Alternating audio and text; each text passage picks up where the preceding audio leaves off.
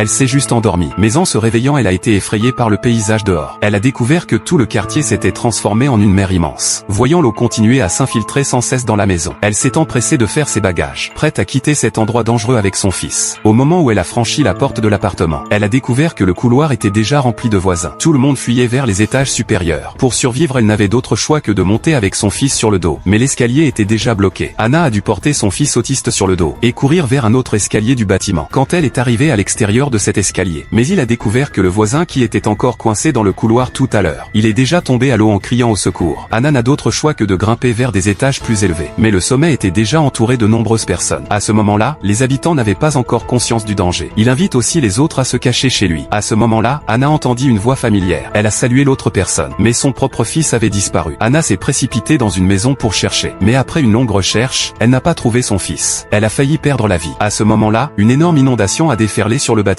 Elle a immédiatement submergé toute la pièce. Heureusement, Anna avait déjà appris à nager. Elle cherchait sans cesse la silhouette de son fils dans l'eau. Finalement, elle a retrouvé son fils dans une pièce. Alors qu'elle s'apprêtait à partir, elle a découvert que la porte ne s'ouvrait pas. La seconde suivante, un homme a ouvert la porte de l'extérieur. Puis il a sauvé la mère et son fils de l'eau. Le fils comateux s'est réveillé après les soins. L'homme travaille dans un institut de recherche de haut niveau. Comme Anna est une docteure importante dans cet institut, il doit escorter Anna en toute sécurité jusqu'au dernier étage. La société enverra un hélicoptère pour les récupérer. Alors que les trois montaient vers le toit, le fils a soudain demandé à aller aux toilettes. Anna a dû emmener son fils chercher des toilettes. Ils ont enfin trouvé une maison pour se soulager. Mais cette maison n'était pas sûre. À cause de la pression, les tuyaux à l'intérieur vibraient. On aurait dit qu'elle allait exploser à tout moment. Quand elle a senti une fuite de gaz, Anna a rapidement pris son fils dans ses bras pour partir d'ici. Mais à peine avait-elle franchi la porte qu'une explosion s'est produite chez un voisin devant elle. Elles n'ont eu d'autre choix que de faire demi-tour. Mais derrière elle, ce n'était pas plus sûr. Les trois se sont retrouvés dans une impasse. Il était clair que continuer ainsi revenait à attendre la mort. L'homme a décidé de monter à l'étage pour se cacher. Mais le fils d'Anna est encore petit. Il ne sait pas du tout comment coopérer. Il ne voulait pas lâcher sa mère en la serrant fort. Dans la panique, Anna est tombée à l'eau. Heureusement, elle a réussi à attraper une planche en plastique. Finalement, elle a réussi à flotter, car son fils se trouvait au 10e étage. Anna n'a d'autre choix que de monter les escaliers pour rejoindre son fils. À ce moment-là, une voix de fille appelant à l'aide résonne dans l'ascenseur. Anna ne peut pas rester passive face au danger. Elle monte alors à l'étage chercher des outils. Puis elle redescend rapidement pour porter secours. Mais cette fois, le niveau de l'eau est plus élevé qu'avant. Et la voix de la fille dans l'ascenseur s'est tue. Prenant conscience que la fille avait subi un malheur, Anna n'a eu d'autre choix que de remonter chercher. Mais le corps de son fils a commencé à montrer des signes anormaux. Pour la sécurité de la vie de son fils, Anna s'est précipitée dans une pièce. Puis elle a donné à son fils un peu d'eau sucrée, ce qui a soulagé un peu son fils. Mais un mur d'eau est apparu non loin, se dirigeant vers leur immeuble. Elles ont rapidement couru vers les escaliers, cherchant à se réfugier le plus haut possible dans l'immeuble. Elles ont finalement atteint le toit sain et sauf. Mais au moment où elles ont poussé la porte du toit, les secouristes avaient rasé la tête du garçon. Ils prévoient de récupérer de force le fils d'Anna. Ils savaient